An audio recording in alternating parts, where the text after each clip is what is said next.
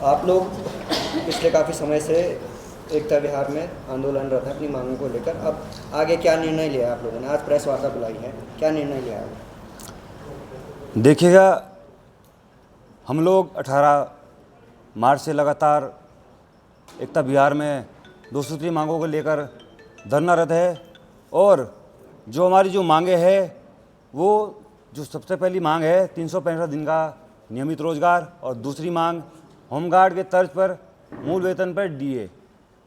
हम लोग 70 दिनों से लगातार एकता विहार में डटे हुए हैं और लगातार जो हमारे विभागीय मंत्री है, हमारे जो मंत्री है और हमारे विभागीय अधिकारी है, उनसे लगातार मुलाकात कर रहे हैं। और कई बार हमने कूच के माध्यम से और कई बार हमने कैंडल मार्च के माध्यम से उनको चेताना चाहा, लेकिन इतने दिनों के बावजूद भी हमारे जो 2 सूत्रीय मांगे हैं उस पर ना तो कोई सुनवाई होती है, ना कोई ठोस निर्णय लिया जाता है।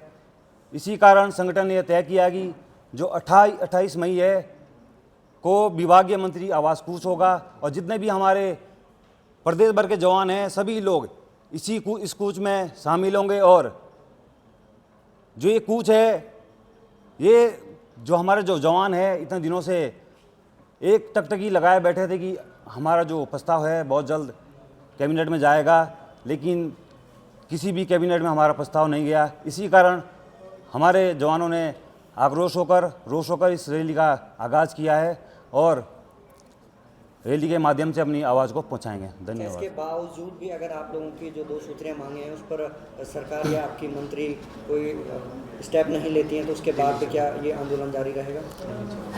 अगर इस रैली के बाद भी हमारे जो 2 सूत्रीय मांगे हैं इस पर ठोस निर्णय नहीं लिया जाएगा और कैबिनेट में जो हमारा प्रस्ताव है नहीं जाएगा, तो इसके बाद हम सीधे दिल्ली यात्रा करेंगे।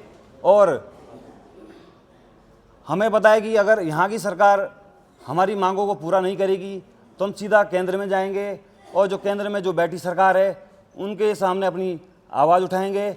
और फिर जितना भी हमने जो इतने दिनों से यहाँ पे बैठे हुए थे और लगातार हम इस सरकार को चेता रहे थे, लेकिन इन्होंने हमारी आवाज़ को नहीं उठाया, इसलिए हम इसके बाद दिल्ली यात्रा पद यात्रा करेंगे। धन्यवाद।